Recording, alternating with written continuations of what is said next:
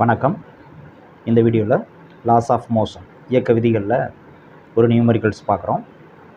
இதுவும் என்சிஆர்டி புக்கில் இருக்கக்கூடிய எக்ஸசைஸில் இருக்கக்கூடிய ஒரு நியூமரிக்கல் கொஸ்டின் தான். கொஸ்டின் என்னன்னு பார்ப்போம். பாருங்கள், a batsman deflects a ball by an angle of 45 degree without changing its initial speed which is equal to 54 km/h. What is the impulse imparted to the ball? Mass of the ball is 0.15 kg. தமிழில் சொல்லணும்னா, ஒரு cricket வீரர் 54 km/h வேகத்தில் வரும் பந்தை தன்னுடைய மட்டையால் அதே வேகத்தில் 45 டிகிரி கோணம் திருப்பி விடுகிறார் எனில் பந்துக்கு கொடுக்கப்பட்ட கனத்தாக்கு எவ்வளவு? பந்தின் நிறை 0.15 kg என்க. இப்போ இந்த கான்செப்டுக்கு முதல்ல இதுக்கான கான்செப்ட் என்ன அப்படின்னு நம்ம பார்த்துக்குவோம். இப்போ இது ஒரு சமதள பரப்பு. இந்த மாதிரி ஒரு பொருள் ஒரு பரப்பில் மோதிட்டு திரும்பி போகுது அப்படின்னா, ஒரு குறிப்பிட்ட கோணத்தில் திரும்பி போகுது அப்படின்னா, அதில் கனத்தாக்குக்கு என்ன ஃபார்முலா அப்படிங்கிறத முதல்ல பார்த்துருவோம். இப்போது இதுதான் பேட் அப்படின்னு வச்சுக்கணும். இந்த திசையில் பால் வருது. ஸோ ஆரம்ப திசை வேகம் இனிஷியல் ஸ்பீடு u. இது பட்டு ஜென்ரலாக தீட்டா ஆங்கிளில் டிஃப்ளெக்ட் ஆகி இந்த டைரெக்ஷனில் போகுது.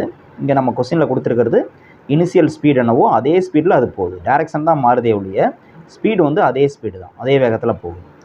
ஸோ இந்த இனிஷியல் டைரெக்ஷனுக்கும் ஃபைனல் டைரெக்ஷனுக்கும் உள்ள ஆங்கிள் தான் தீட்டா அப்படின்னு சொல்லி வச்சுருக்கோம். இப்போ நம்ம கண்டுபிடிக்க வேண்டியது என்னென்னா, இம்பல்ஸ் இம்பார்ட்டட் டு த பால், அதாவது அந்த பந்துக்கு கொடுக்கப்பட்ட கனத்தாக்கு எவ்வளோ அப்படின்னு கண்டுபிடிக்கணும்.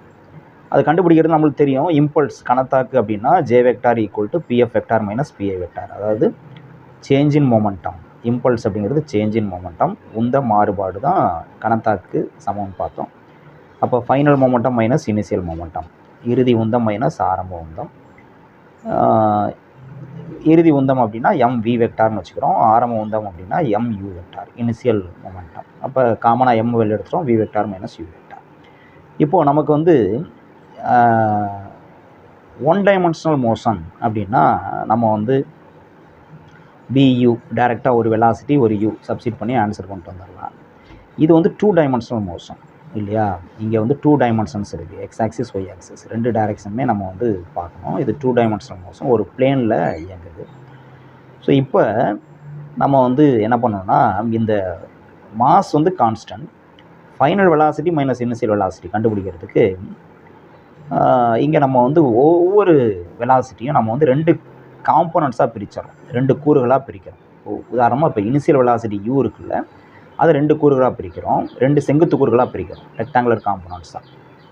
இங்கே இந்த ஆங்கிள் தான் தீட்டான்னு வச்சுக்கிட்டோம். இப்போ இந்த 2 டைரெக்ஷனுக்கு மிட் பாயிண்ட்னு ஒன்று இருக்குங்களா, சென்டர் லைன், அதை ரெஃபரன்ஸாக வச்சுக்கிட்டு அதுக்கும் இந்த இனிஷியல் டைரெக்ஷன் பந்து இனிஷியலாக எந்த டைரெக்ஷனில் போகுது அதுக்கும் உள்ள ஆங்கிள் டெல்டான்னு வச்சுக்கிறேன். அதாவது இந்த ஆங்கிள் தீட்டா இருக்கு இல்லையா, அதை பைசெக்ட் பண்ணுறேன், 2 சம பாகங்களாக பிரிக்கிறேன். பிரித்தா இது ஒரு பகுதி டெல்டா, இது ஒரு பகுதி டெல்டா. அதாவது இது 45 டிகிரி அப்படின்னா இது 22.5 டிகிரி, இது 22.5 டிகிரி அப்படி ரைட். ஸோ இப்போ இதுதான் நமக்கு இந்த தீட்டாவும் மறந்துடும், இந்த டெல்டா தான் இப்போ நம்மளுக்கு ஆங்கிள். இப்போ இந்த யூவை 2 காம்போனண்ட்டாக பிரித்தோம் அப்படின்னா, ஒன்று வெர்டிகல் காம்போனண்ட், இன்னொன்று ஹரிசாண்டல் காம்போனண்ட். நம்மளுக்கு தெரியும் இந்த ஆங்கிள் எங்கே வருதோ அந்த சைடு உள்ள காம்போனண்ட் காஸ் வரும். அப்போ யூ காஸ் டெல்டா அப்படின்னு வரும். டைரெக்ஷன் பார்க்கணும், ஏன்னா இது வெலாசிட்டி திசைவேகம் அப்படின்னா டைரெக்ஷன் இருக்குது. அப்போ டைரெக்ஷன் பார்க்குறப்ப இது பாருங்கள் டவுன்வேர்டாக வருது. அப்போ இதனுடைய வெர்டிகல் காம்போனண்ட்டும் டவுன்வேர்டாக தான் வரணும். அப்போ டவுன்வேர்டுங்கிறது அப்போர்டுனா ஜே கேப், டவுன்வேர்டுனா மைனஸ் ஜே கேப். அப்போ இந்த மைனஸ் ஜே கேப், மைனஸ் முன்னாடி போட்டேன் மல்டிப்ளிகேஷனால, மைனஸ் ஜே கேப் அதுக்காக தான். ஸோ இந்த காம்போனண்ட் யூவோட வெர்டிகல் காம்போனண்ட் என்னன்னா இப்போ நமக்கு minus U cos delta J cap. அதே மாதிரி ஹரிசாண்டல் காம்போனண்ட் என்ன வரும், அங்கே பாருங்கள் இது ஆங்கிள் இருக்குன்னா இதுக்கு ஆப்போசிட் சைடு சைன் வரும்னு நம்ம சொல்லியிருக்கோம். அப்போ U sine delta I cap, ஏன்னா இது பாசிட்டிவ் எக்ஸ் ஆக்சிஸில் அந்த டைரெக்ஷன் இருக்குது, அதனால் ஐ கேப். ஓகே, இப்போ இதே மாதிரி ஃபைனல் வெலாசிட்டி நமக்கு இங்கே ஸ்பீடு சேஞ்ச் ஆகலை, அதனால் இது யூனா இதுவும் யூ தான், மேக்னிடியூட் சேம் தான், பட்டு டைரெக்ஷன் தான் வேறு, திசை தான் வேறு. ஸோ இதையும் 2 காம்போனண்ட்டாக நம்ம பிரிக்கிறோம். அப்போ வெர்டிகல் காம்போனண்ட் இது, ஹரிசாண்டல் காம்போனண்ட் இது. இந்த ஆங்கிள் பக்கத்தில் உள்ளது காஸில் வரும், இது சைனில் வரும். இந்த காம்போனண்ட் பார்த்தீங்கன்னா இது அப்போர்டாக இருக்குது. அப்போ இந்த காம்போனண்ட்டும் அப்போர்டாக இருக்கும், இதோட வெர்டிகல் காம்போனண்ட்டும் அப்போர்டாக இருக்கும். U cos delta J cap, இது மைனஸ் ஜே கேப், இது என்னது ப்ளஸ் ஜே கேப், அப்போர்டுங்க நான். அதே மாதிரி இது வந்து பார்த்திங்கன்னா U sine delta I cap, positive X ஆக்சிஸ்னால ஐ கேப். இந்த மாதிரி பிரிச்சிட்டோம். இனிஷியல் வெலாசிட்டியை 2 கூறாக பிரிச்சிட்டோம், ஃபைனல் வெலாசிட்டியை 2 கூறாக பிரிச்சிட்டோம். இப்போ நம்ம இந்த ஃபார்முலாவில் சப்ஸ்டியூட் பண்ணுறதுக்கு என்னென்னா, எம் அப்படியே இருக்குது.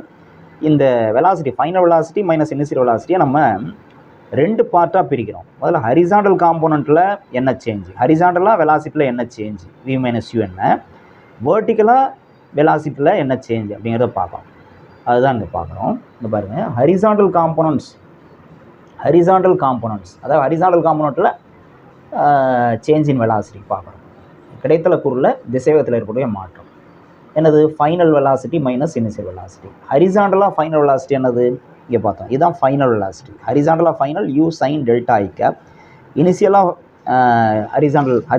ஹரிசாண்டலில் initial velocity U sine delta I cap. அப்போ இதிலிருந்து இதை கழிக்கணும், U sine delta I cap minus U sine delta I cap. அதுதான் இங்கே பண்ணியிருக்கோம். U sine delta I cap minus U sine delta I cap subtract பண்ணால் 0 வந்துடுது. அப்போ ஹரிசாண்டலாக சேஞ்ச் இன் வெலாசிட்டி 0 அப்படின்னு கிடச்சிருக்கு.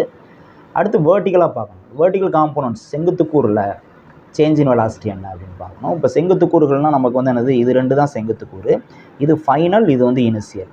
அப்போ செங்குத்து கூறில் வேர்ட்டிக்கல் காம்போனன்ட்ஸை சப்ராக்ட் பண்ணால் ஃபைனல் மைனஸ் இனிஷியல் அப்படின்னா இது final U cos delta J cap minus என்னது minus U cos delta J cap, இது இனிஷியல். இப்போ இதிலேருந்து இதை கழிக்கணும். அப்போ கழிக்கிறப்ப நமக்கு வந்து என்ன வருது பாருங்கள், இது வந்து final U cos delta J cap minus இது ஃபார்முலாவில் இருக்கக்கூடிய மைனஸ், ஃபைனல் மைனஸ் இனிஷியல்ங்கிறனால இனிஷியல் வந்து என்னது அது மைனஸில் இருக்குது, நமக்கு டவுன்வேர்டுங்கிறனால இது மைனஸில் இருக்குது. ஸோ அப்போ வந்து நமக்கு minus U cos delta J cap, இந்த மைனஸ் இன்ட்டு மைனஸ் ப்ளஸ் ஆயிடுது.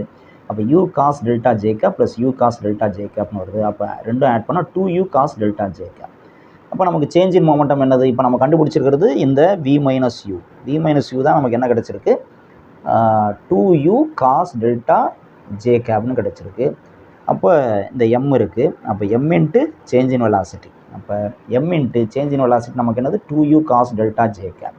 இதுதான் ஜென்ரல் ஃபார்முலா. இது மாதிரி ஒரு பொருள் வந்து பார்த்துட்டு பர்டிகுலர் டைரெக்ஷனில் ஏதோ இன்னொரு ஆப்ஜெக்டில் மோதிட்டு இன்னொரு டைரெக்ஷனில் போகுது அப்படின்னா அங்கே சேஞ்ச் இன் மொமெண்டத்துக்கு நம்ம ஃபார்முலா என்ன யூஸ் பண்ணுறோம், இந்த ஃபார்முலா யூஸ் பண்ணுறோம். Okay,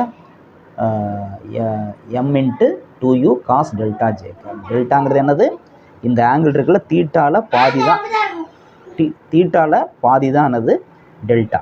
okay right. அப்போது இப்போ நமக்கு இந்த கொஸ்டினில் பாருங்கள் கிவன் என்னென்ன கொடுத்துருக்காங்க, ஏற்கனவே பார்த்தோம். என்னென்ன கொடுத்துருக்காங்க அப்படின்னா தீட்டா 45 டிகிரி கொடுத்துருந்தாங்க. அப்போ டெல்டாங்கிறது அதில் பாதி 22.5 டிகிரி. அடுத்து வந்து மாஸ் கொடுத்துருந்தாங்க 0.15 kg. ஸ்பீடு கொடுத்துருந்தாங்க, இனிஷியல் ஸ்பீடு என்னவோ அதான் ஃபைனல் ஸ்பீடு 54 km/hன்னு சொன்னாங்க. அதை மீட்டர்/செகண்டாக மாத்திரம். அப்போ இன்ட்டு 5/18 பெருக்கிறோம். அப்போ வந்து 54 எத்தனை 18 3 × 5 15. இப்போ 15 மீட்டர்/செகண்ட். 54 km/hனா 15 மீட்டர்/செகண்ட் யூ இருக்குது. ஸோ இதை கொண்டு வந்து இங்கே சப்ஸ்டிட் பண்ணுவோம். m வந்து 0.15 kg இன்ட்டு 2 u வந்து 15 மீட்டர்/செகண்ட். அதனால் 15 இன்ட்டு காஸ் டெல்டா ஏன்னா வந்து 22.5 டிகிரி, ஆங்கிள் வந்து ஜேக்கா. இப்போ இதெல்லாம் மல்டிப்ளை பண்ண வேண்டியதான். மல்டிப்ளை பண்ணோம்னா 0.15 2 × 15 30 காஸ் 22.5 டிகிரி. காஸ் 22.5 டிகிரியோட வேல்யூ வந்து 0.9239. இந்த ரெண்டையும் மல்டிப்ளை பண்ணால் 4.5. ஸோ இது ஃபுல்லாக மல்டிப்ளை பண்ணால் நம்மளுக்கு கிடைக்கிது 4.157 into J cap. Round off பண்ணால் 4.2 J cap kilogram metre per second. So இந்த இம்பல்ஸ் எந்த டேரெக்ஷன், இம்பல்ஸ் வந்து ஒரு வெக்டார் குவான்டிட்டி, அதுக்கு டேரெக்ஷன் இருக்குது. எந்த டேரெக்ஷனில் இது ஆக்ட் பண்ணுதுன்னா என்னது அலாங் ஜே கேப். வந்துட்டு எந்த டேரெக்ஷனில் திரும்பி போதோ இந்த 2 லைனுக்கும் மிட் பாயிண்ட் இந்த டேரெக்ஷனில் அப்போர்டாக நமக்கு என்ன இருக்குது, இந்த இம்பல்ஸ் இருக்குது, கணத்தாக்கு வந்து செயல்படுது, அந்த டேரெக்ஷன் அது வந்து தெரிஞ்சிடும். அவ்வளோதான். ஓகே. ஸோ இந்த மாதிரி கேஸ்க்கு இந்த மாதிரி ப்ராப்ளம் வந்ததுன்னா இந்த ஃபார்முலா யூஸ் பண்ணணும் அப்படிங்கிறது தெரிஞ்சுக்கணும். Okay right. மீண்டும் அடுத்த வீடியோவில் பார்க்கலாம். நன்றி.